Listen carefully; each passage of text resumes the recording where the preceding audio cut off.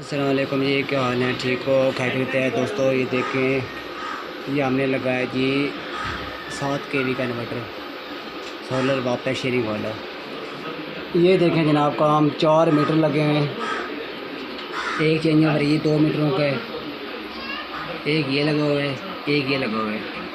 3 change over ये लगाए हैं, 8 सोलर पैनल हैं। ये देखें जी, काम इन पे 4 मीटर हैं। 4 मीटरों को ये चलेंगे, उसके बाद ये हमारा सोलर भी चल रहा है। ये आप देख सकते हैं जी, आपके सामने चल रहा है जी। ये सोलर सिस्टम है।